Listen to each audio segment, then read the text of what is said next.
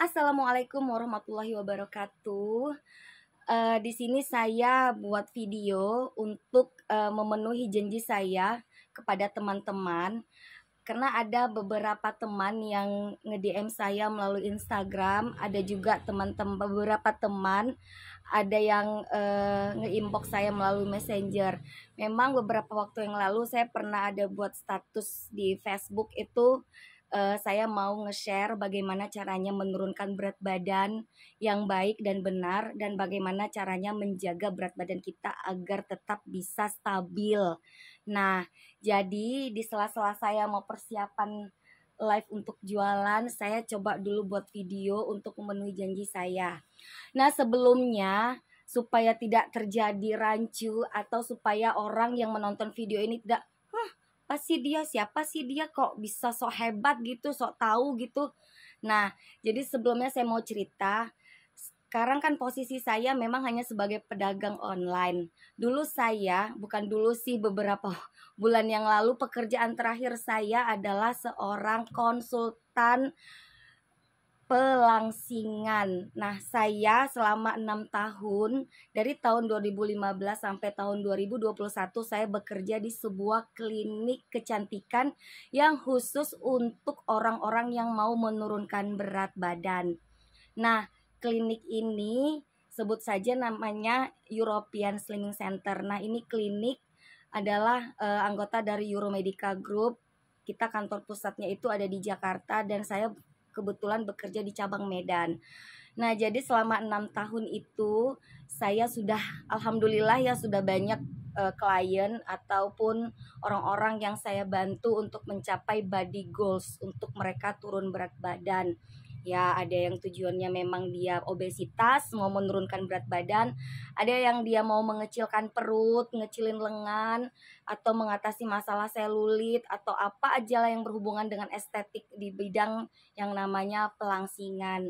Ada juga beberapa yang memang hanya ingin bagaimana sih caranya biar berat badannya itu tetap stabil. Nah, jadi tugas saya itu sebagai konsultan adalah membimbing atau memberikan support atau apa ya dibilangnya, seperti ya mendampingi klien saya untuk menjalankan pola-pola pelangsingan yang dokter tetapkan. Jadi lebih dikatakan, kalau mau istilah kerennya sih dibilang asisten dokter.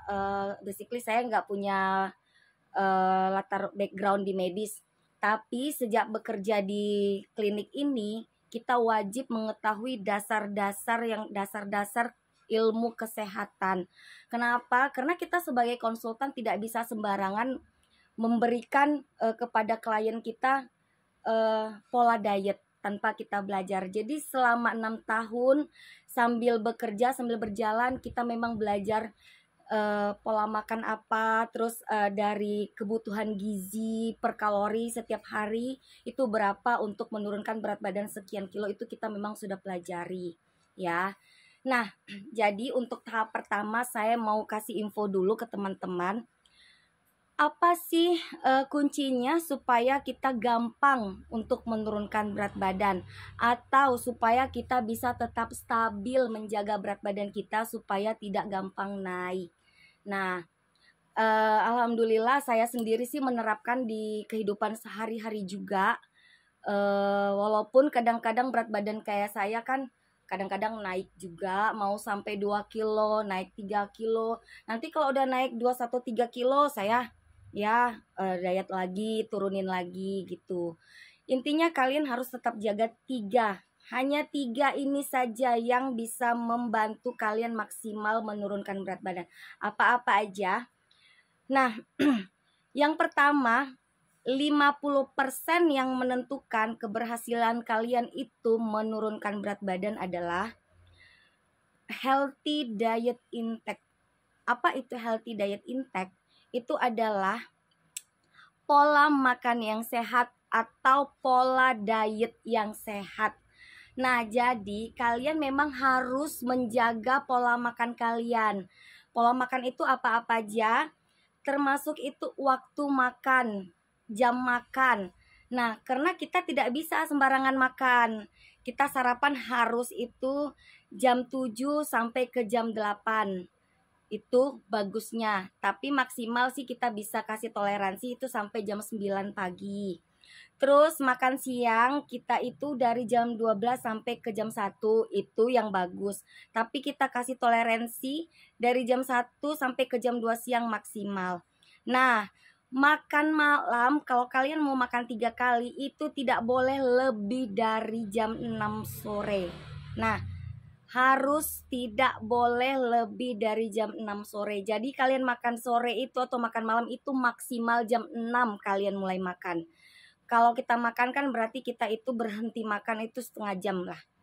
Nah, kenapa kita bilang itu jam 6 maksimal? Karena secara ilmu kesehatan 4 jam sebelum kita tidur itu kita sudah harus istirahatkan yang namanya usus kita dalam mencerna makanan baru. Nah, kan rata-rata orang kalau dari ilmu kesehatan itu tidur itu jam 10 malam sampai jam 5 pagi, lebih kurang 7 sampai 8 jam.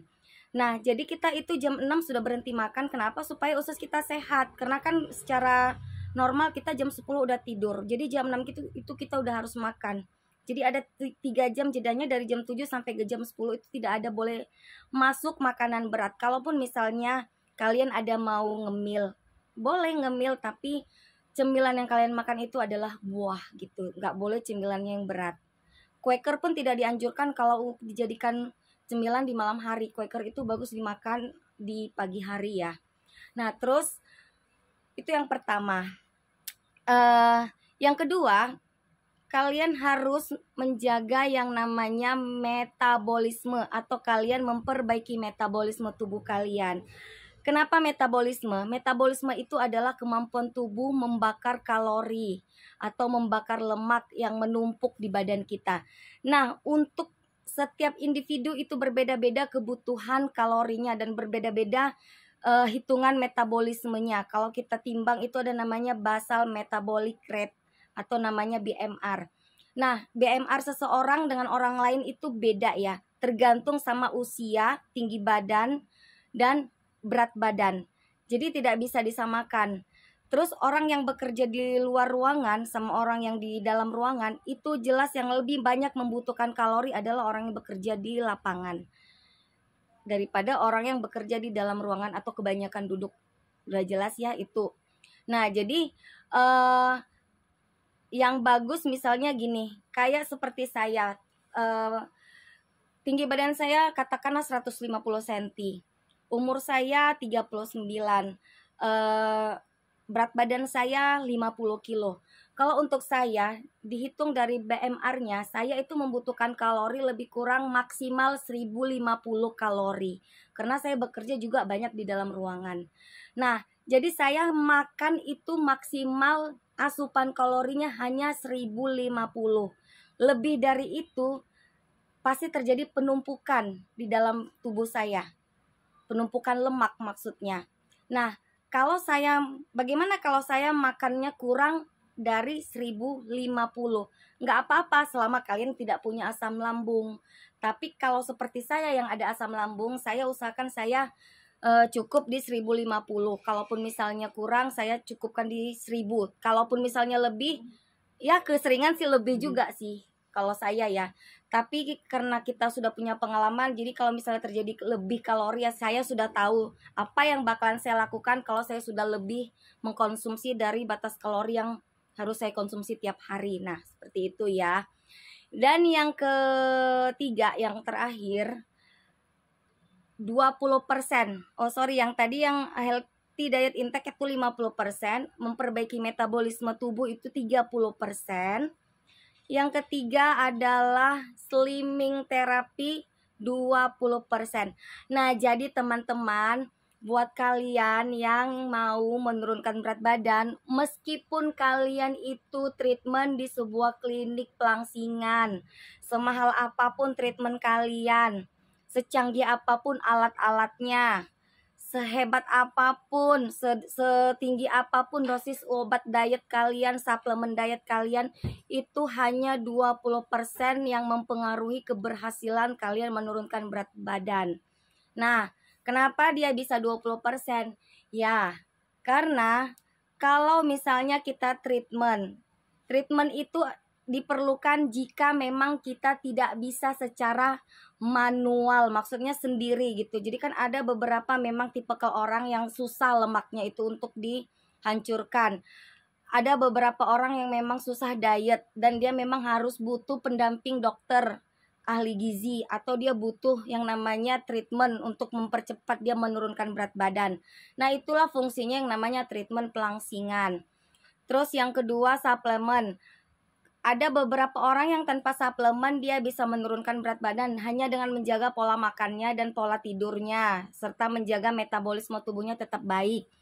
Tapi ada juga orang yang memang metabolisme tubuhnya itu sangat rendah. Jadi dia memang tidak bisa dengan diri dia sendiri, kemampuan dia sendiri, dia harus dibantu oleh yang namanya suplemen atau yang namanya treatment. Nah, itu baru tepat ya. Nah, jadi ingat ya, treatment, pelangsingan ataupun suplemen, semahal apapun suplemen kalian, sehebat apapun suplemen kalian, dan sehebat apapun dokter yang meracik suplemen diet untuk kalian, itu hanya 20% yang membantu kalian sukses menurunkan berat badan. Tanpa kalian punya komitmen, tanpa kalian menjaga pola tidur, menjaga pola makan dan pola hidup kalian supaya pola hidupnya sehat, itu tidak akan berhasil dengan maksimal. Nah, seperti itu ya teman-teman ya. Nah, jadi kenapa saya bilang kalau yang namanya suplemen semal apapun atau yang namanya treatment semal apapun itu tidak bisa membuat kalian itu benar-benar maksimal. Kalau treatment, setelah habis treatment, kalian nanti kalau sudah bisa kembali lagi, kalian bakalan treatment lagi. Apalagi yang namanya suplemen atau obat. Nah, itu sangat tidak dianjurkan sebenarnya sih. Kenapa? Karena yang namanya tubuh kita itu ada namanya rentan sama yang namanya jenis suplemen. Nah, jadi mentok di situ. Kalau kita berhenti konsumsi, berat badan kita bakalan akan tambah, bisa jadi lebih 2 kali lipat dari berat badan semula. Kebanyakan sih seperti itu. Nah, jadi makanya kan kalau yang memang membutuhkan suplemen atau yang dia menurunkan berat badan dibantu suplemen, tolong lebih benar-benar lebih dijadwal ya. Tidak boleh konsumsi suplemen diet itu secara terus-menerus. Jadi kalian harus hentikan setelah kalian mencapai target. Kalian kalau mengkonsumsi suplemen diet atau obat diet, kalian harus targetkan dulu berat badan kalian itu 5 kilo dulu turun. Nah, misalnya berat badan kalian sekarang 60 kilo. Kalian targetkan dulu, kalian harus turun 5 kilo. Memang secara 5 kilo 60 berarti 55. Kalau kalian hitung dari BMI atau Body Mass Index, itu perbandingan antara tinggi dan berat badan, mungkin belum yang namanya stabil, atau mungkin belum yang namanya kalian mempunyai berat badan normal, atau belum mempunyai berat badan yang ideal. Nah, kalian gak bisa langsung targetkan kalian harus turun 10 kilo, jadi harus bertahap. Karena yang namanya suplemen atau apalagi obat diet itu ada dosis.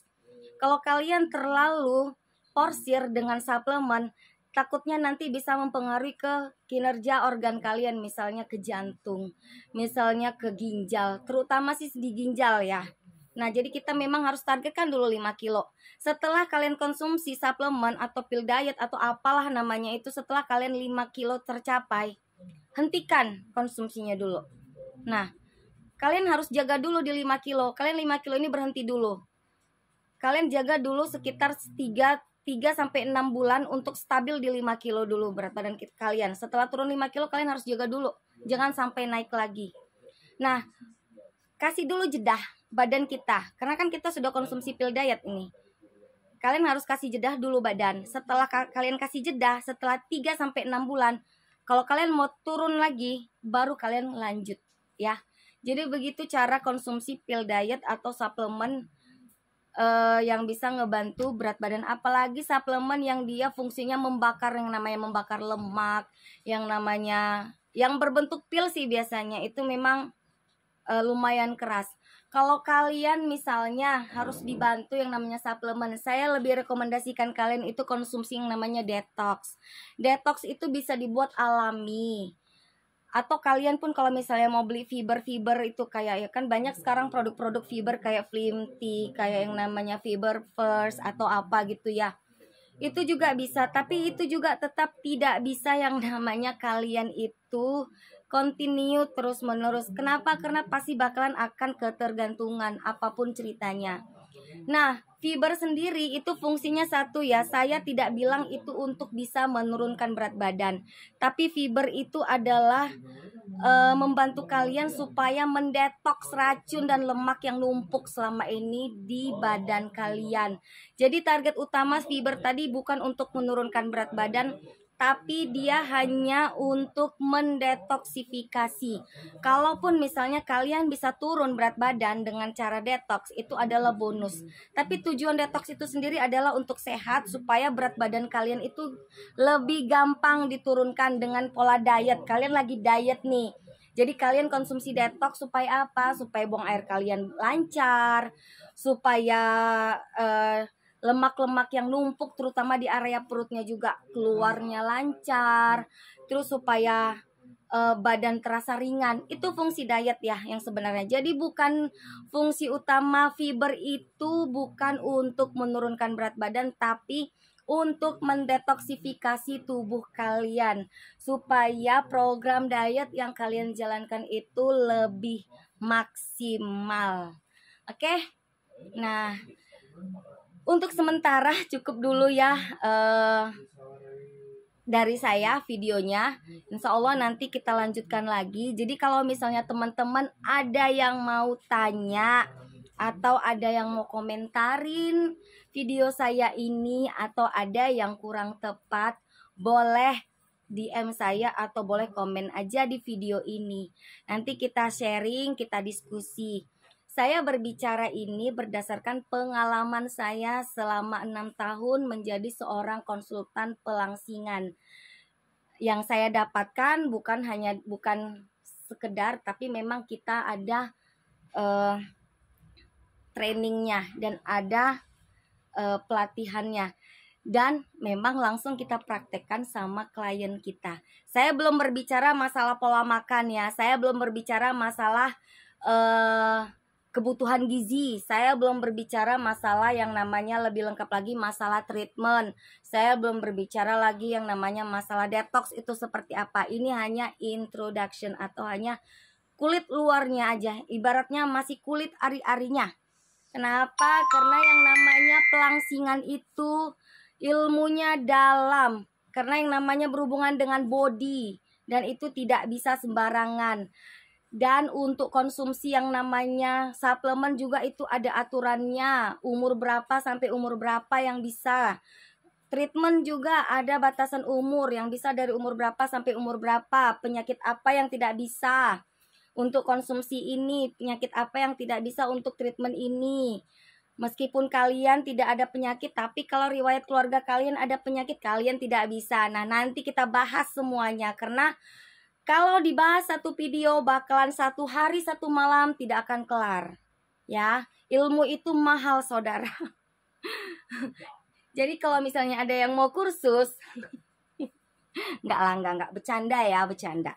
Saya membagikan ini, memberikan video ini, satu sih fungsinya supaya ilmu yang saya dapat selama ini tidak lupa ya, seperti itu. Jadi kan ilmu itu kalau bermanfaat kita share kepada teman-teman. Insya Allah kalau ada yang bermanfaat boleh diambil, kalau ada yang salah boleh dimaafkan.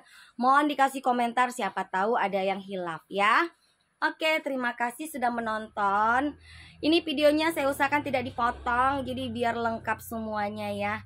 Sampai ketemu lain kali. Kalau saya rajin lagi buat video, saya buat video lagi. Kita sambung edukasinya ya. Oke, salam hangat dari saya. Assalamualaikum. Dadah.